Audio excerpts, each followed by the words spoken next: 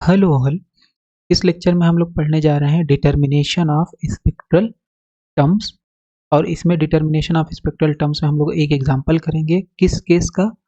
एक एग्जांपल हम लोग करने वाले हैं atoms with one optical active electron. तो अगर इलेक्ट्रॉन यानी वैलेंस इलेक्ट्रॉन अगर एक है एटम के पास, जैसे आपके पास हो गया हाइड्रोजन एटम, तो उस केस में उस एटम के corresponding spectroscopic term for LS coupling क्या होगा।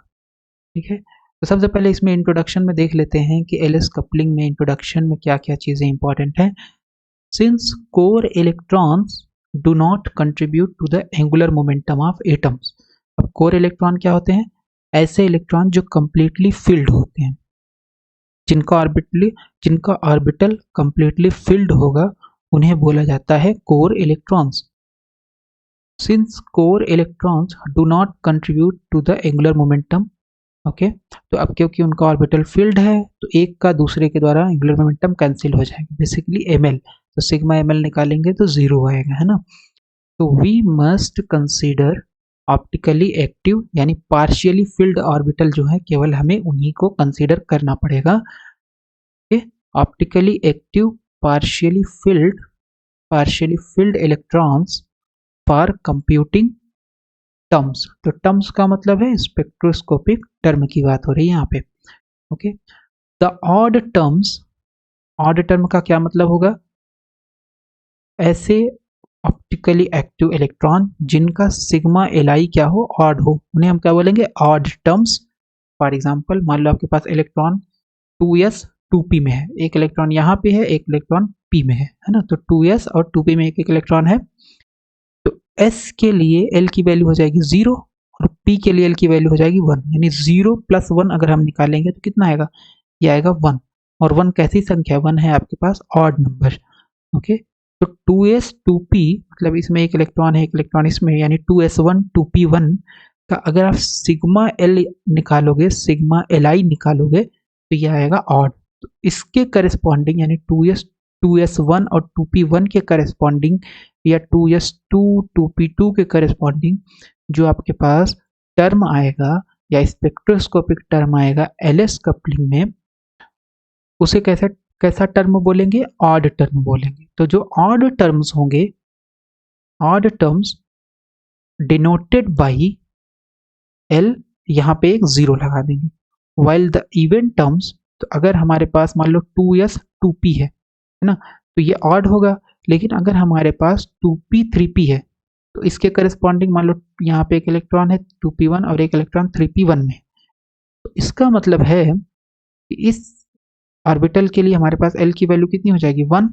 इसके लिए 1 तो 1, और इसके लिए भी 1 तो 1 + 1 कितना हो जाएगा? ये हो जाएगा सिग्मा एल बराबर 2।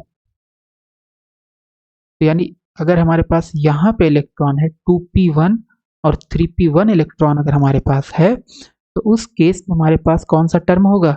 इवन टर्म होगा। इवन टर्म ऑड टर्म को कौन डिफाइन करेगा? वो डिफाइन करेगा सिग्मा एल आई। अगर सिग्मा एल आई इवन है तो हम बोल देंगे टर्म हमारा इवन होगा, और अगर सिग्मा एल आई हमारे पास ऑड है तो हम बोल देंगे हमारे पास जो टर्म होगा वो ऑड होगा। ऑड टर्म यानी ऑड स्पेक्ट्रोस्कोपिक टर्म को रिप्रेजेंट करते हैं एक ओ लगा करके, है ना, यहाँ पे एक ओ लगा देंगे, ठीक है। और डिनोटेड बाई L0 अगर ऑड आपके पास टर्म है तो, और इवन टर्म है तो उसके ऊपर ओ लगाना नहीं, उसको सिंपल एल से रिप्रेजेंट किया जा सकता है, ठीक है। तो यहाँ पे हम लोग देख लेते हैं स्पेक्ट्रोस्कोपिक टर्म क्या होता है। ये होता है 2s + 1 Lg, okay, 2s + 1 Lg। तो अगर इवन है तो ऐसे ही लिख देंगे, ऑड होगा तो यहाँ पे एक ओ लगा देंगे, है ना। तो हमें s कैलकुलेट करना पड़ता है, j कैलकुलेट करना पड़ता है और l कैलकुलेट करना पड़ेगा। अगर ऑड रहेगा तो यहाँ o लगेगा, और अगर ये इवन टर्म है तो यहाँ पे कुछ भी नहीं लगेगा, राइट। ओके, तो ये हमारे पास हो गया। तो ऑड के लिए 0 लगा देंगे या o लगा देंगे ऊपर, और इवन के लिए आप सिंपल l से रिप्रेजेंट कर सकते हो। l का मतलब है 2s + 1 Lj। For computation of terms we divide a term into 3 categories. जब हम एलएस कपलिंग में स्पेक्ट्रोस्कोपिक टर्म निकालते हैं तो हम इसको तीन कैटेगरीज में डिवाइड कर सकते हैं एटम को। तो एटम को हम लोग क्या कर सकते हैं, जब स्पेक्ट्रोस्कोपिक टर्म निकालते हैं तो 3 कैटेगरीज में डिवाइड कर सकते हैं।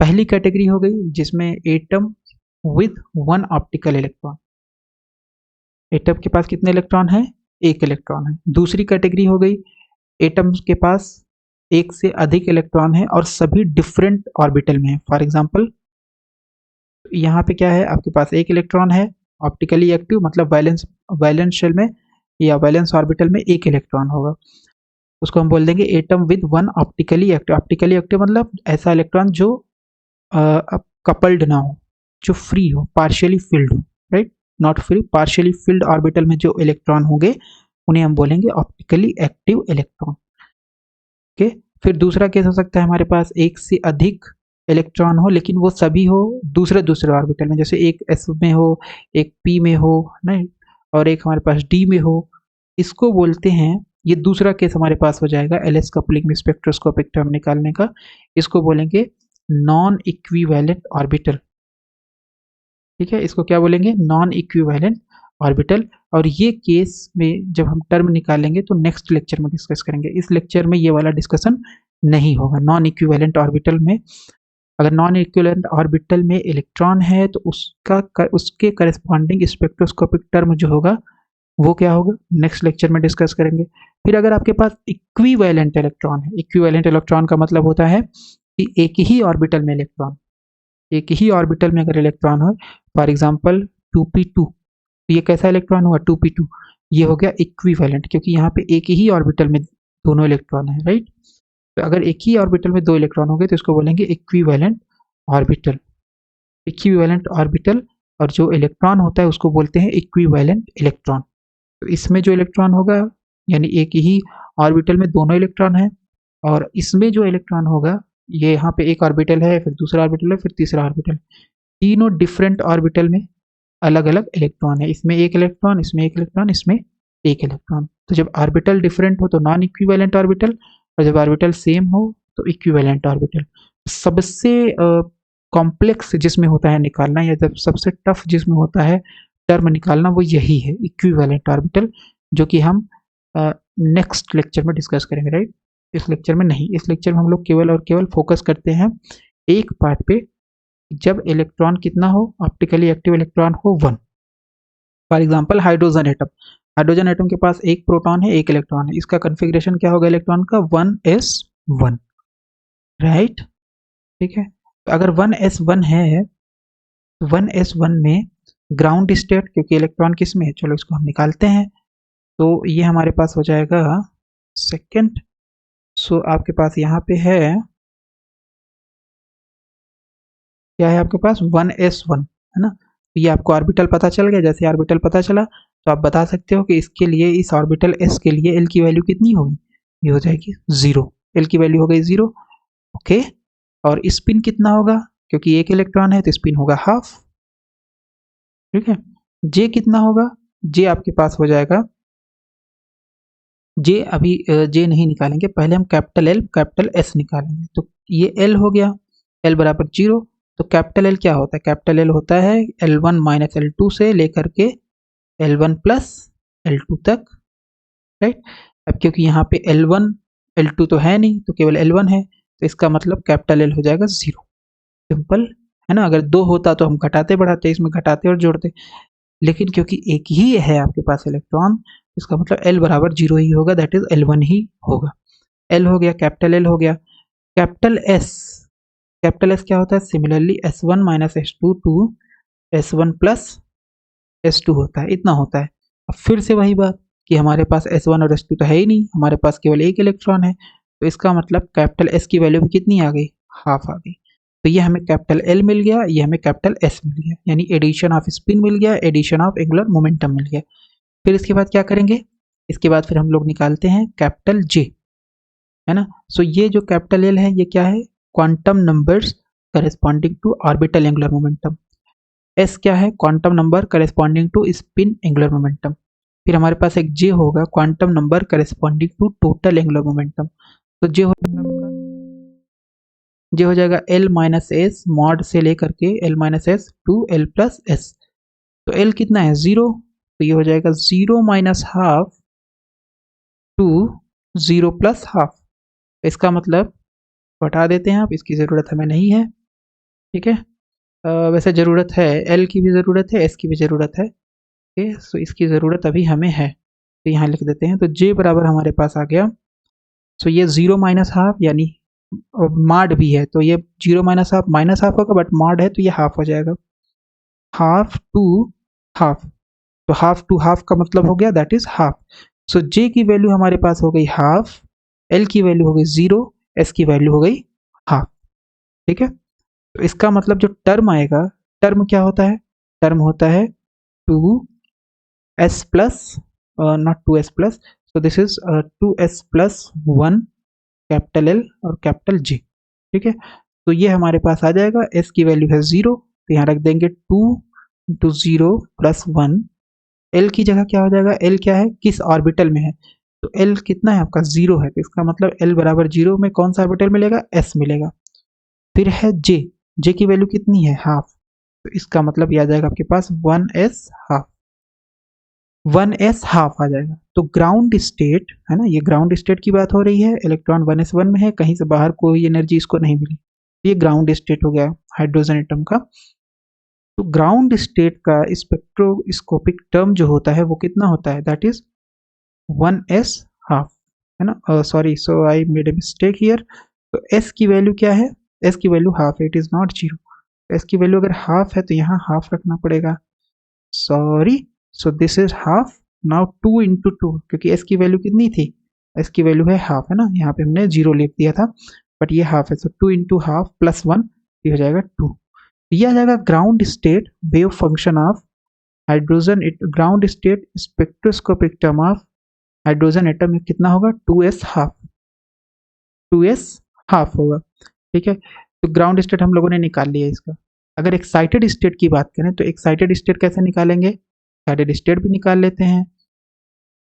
1 second, clean excited state. Excited state सबसे पहले होगा क्या? तो एक्साइटेड स्टेट की बात करें तो हमारे पास 2s हो सकता है, 3s हो सकता है, 4s हो सकता है, 5s हो सकता है, 6x एंड सो ऑन। ठीक है, फिर हमारे पास दूसरा एक्साइटेड स्टेट 2p हो सकता है, 3p हो सकता है, 4p हो सकता है, 5p हो सकता है, 6p एंड सो ऑन। इसी तरीके से हमारे पास तीसरा, ये तीसरा मतलब डी वाला ऑर्बिटल का एक्साइटेड स्टेट कौन सा होगा? 3d, 4d, 5d, किसी एक ऑर्बिटल में इलेक्ट्रॉन जा सकता है जिससे उसकी एनर्जी मिलेगी बाहर से। ठीक है, तो 2s के लिए अगर हम निकालें तो क्या आएगा? 2s की अगर हम बात करें तो हमारे लिए 2s जो हो जाएगा, 2s में मान लो ये आपका 2s क्या है? ऑर्बिटल है, तो इसके करस्पॉन्डिंग सबसे पहले l निकाल लेंगे 0, और s हमारे पास हाफ है, तो j हमारे पास कितना आ जाएगा? सबसे पहले l 0 है, तो इससे कैपिटल L भी 0 हो जाएगा और कैपिटल S भी आपके पास हाफ आ जाएगा। तो ये हो गया, तो j हम निकाल लिए थे अभी, सेम ही हाफ आएगा। तो इसका मतलब अगर 2s, s में अगर s ऑर्बिटल में इलेक्ट्रॉन है, चाहे 2s हो, चाहे 3s, चाहे 4s, ये हमें इससे तो मतलब है नहीं, हमें तो जैसे सिस्टम मतलब है। तो एस में अगर इलेक्ट्रॉन है तो कैपिटल एल आ गया 0, कैपिटल एस आ गया 0, कैपिटल जे आ गया हाफ। तो टर्म क्या हो जाएगा? टर्म हो जाएगा 2s+1, 2s+1 हो गया। फिर एल, एल कितना है? 0, यानी एस और हाफ, तो दिस इज 2s हाफ। ये हो जाएगा spectroscopic term for 2s, 3s या 4s में हो। और अगर इलेक्ट्रॉन 2p, 3p, 4p में हो तो क्या होगा? तो भी कैलकुलेट कर लेते हैं यहीं पे। तो अगर इलेक्ट्रॉन 2p, 3p, 4p में है तो उस केस में हमारे पास क्या होगा? सबसे पहले इलेक्ट्रॉन किस में है? p में है। हमसे 2, 3, 4 से इससे तो मतलब है नहीं, हमें बस ऑर्बिटल पता होना चाहिए। तो ऑर्बिटल हमें पता चल गया p में है, तो p के करस्पॉन्डिंग l की वैल्यू हो जाएगी आपके पास sp, यानी l की वैल्यू हो जाएगी 1। और स्पिन कितना हो जाएगा? स्पिन क्योंकि सिंगल इलेक्ट्रॉन है तो हाफ होगा, अभी हम लोग सिंगल इलेक्ट्रॉन की बात कर रहे हैं, तो ये हो गया। तो इस L से हम कैपिटल L निकालेंगे, क्योंकि सिंगल L है तो कैपिटल L भी 1 ही होगा, और S से कैपिटल S निकालेंगे तो ये भी आपके पास हाफ ही होगा। फिर हमें J कैलकुलेट करना होता है। J क्या होता है? L1, sorry, L minus S to L plus S. ठीक है, L minus S, so this is 1 minus half, 1 minus half to L plus S, 1 plus half. एक में से आधा जाएगा तो एच बचेगा हाफ टू 3/2। टू, है ना। 1 प्लस हाफ कितना हो जाएगा 3/2। तो ये 1/2 हो गया और 3/2। तो 1/2 से 3/2 जाना है एक एक के डिफरेंस पे। कैसे करेंगे, 1/2 में एक जोड़ेंगे तो 3/2 लास्ट आ जाएगा, है ना। इसका मतलब इसकी दो वैल्यू होगी 1/2 और 3/2। यहाँ से यहाँ कैसे जाते हैं, एक एक ऐड करते हुए, और तब तक ऐड करेंगे जब तक कि ये लास्ट वाला टर्म न मिल जाए। तो हम जैसे ही एक ऐड करेंगे तो लास्ट वाला मिल जाएगा। इसका मतलब जे की दो वैल्यूज होंगी, एक होगी हाफ, एक होगी 3/2। ठीक, तो हमारे पास टर्म क्या हो जाएगा, तो टर्म के लिए हमारे पास होता है, ओके, तो टर्म यहीं पे लिख देते हैं। ये हो जाता है 2s+1। टर्म क्या होता है, 2s+1 एल जे। ठीक है, 2s+1 LJ। सो 2s, s की वैल्यू है हाफ, तो ये हो जाएगा 2 ½ + 1 L। L क्या है, कैपिटल L की वैल्यू, तो कैपिटल L ये है 1, का मतलब ये हो जाएगा P, है ना। कैपिटल L 1 के करस्पॉन्डिंग कौन सा ऑर्बिटल होता है, P। और फिर J, तो J की दो वैल्यू, तो एक हो जाएगा हाफ और एक यही सेम फिर से रिपीट हो जाएगा। सो 2½ + 1 P और J 3/2। तो इसको सॉल्व कर लेंगे तो ये हो जाएगा 2 × हाफ, तो ये हो जाएगा 2 के बराबर, और ये हो जाएगा आपके पास 2 के बराबर। तो हमारे पास एक टर्म मिलेगा जब इलेक्ट्रॉन p ऑर्बिटल में होगा, 2p½ और एक मिलेगा 2p 3/2, 2p½ और 2p 3/2। ठीक है, अब यहाँ पे ये O क्या लिखा हुआ है वो भी देख लेते हैं। क्योंकि इलेक्ट्रॉन किस में है, p ऑर्बिटल में है। इलेक्ट्रॉन किस में है, किसी भी p ऑर्बिटल, इसमें हो सकता है या इसमें हो सकता है या इसमें हो सकता है। तो मान लो आपके पास किसी में है, let's say electron, 1 second, let's say electron 2p में है। तो अगर इलेक्ट्रॉन 2p में है, अगर इलेक्ट्रॉन 2p में है, तो इसका मतलब है इसके करस्पॉन्डिंग सिग्मा एल की वैल्यू कितनी होगी। सिग्मा एल मतलब कि यहाँ पे p है ना, तो इस p में जब इलेक्ट्रॉन है तो p के लिए l की वैल्यू कितनी होगी, दैट इज 1, बस। और क्या होगा, तो इसका मतलब ये हो जाएगा 1। तो 1 कैसी नंबर है, 1 है आपके पास ऑड। s के लिए अगर निकालते तो सिग्मा एल की वैल्यू 0 होती, यानी इवन आता, तो इसलिए यहाँ पे o नहीं लगा हुआ। लेकिन p ऑर्बिटल के लिए जब निकालेंगे तो सिग्मा एल की वैल्यू क्या होगी, 1, यानी ऑड। और ऑड जो होता है हमें पता है कि जो भी टर्म आया हमारे पास 2p½ और 2p 3/2, यहाँ पे एक छोटा सा o बना देंगे। ठीक है, एक छोटा सा क्या बनाएंगे, o बना देंगे। ठीक है, तो ये हम लोगों ने टर्म निकाल लिया p के करस्पॉन्डिंग। फिर सिमिलरली d ऑर्बिटल में अगर इलेक्ट्रॉन है, अगर आपके पास इलेक्ट्रॉन d ऑर्बिटल में, लेट्स से 3d, इसमें इलेक्ट्रॉन है, 1 इलेक्ट्रॉन है 3d1, तो इसके लिए सबसे पहले l निकालेंगे। तो l कितना हो जाएगा, sp_d, तो यानी l बराबर 2। डी ऑर्बिटल के लिए l की वैल्यू 2 हो जाएगी, और हमारे पास s कितना है, हाफ है। तो जब इतना है तो कैपिटल L, क्योंकि सिंगल इलेक्ट्रॉन है तो ये स्मॉल l के बराबर होगा, और कैपिटल S क्योंकि सिंगल इलेक्ट्रॉन है तो स्मॉल s के बराबर होगा। ये निकल गया। j निकाल लो, j हमारे पास होता है L - S2 L + S। Okay, तो L - S2 L + S।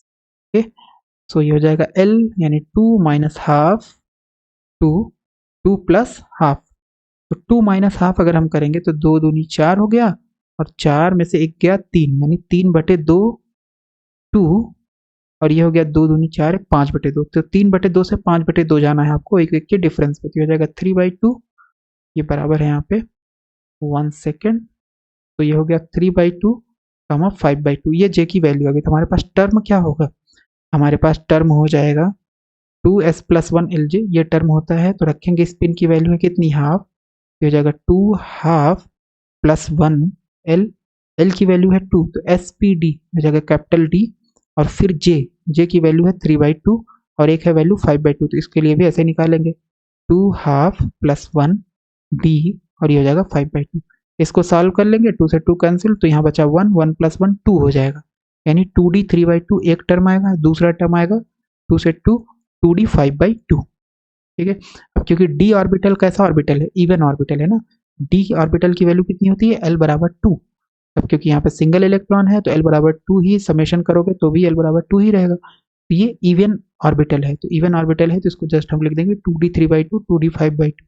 अगर ये ऑड होता तो यहाँ पे एक सर्कल बना देते। ठीक है, तो ये हमने निकाल लिया सिंगल इलेक्ट्रॉन के लिए हमारे पास स्पेक्ट्रोस्कोपिक टर्म क्या होगा अकॉर्डिंग टू LS कपलिंग। ठीक है,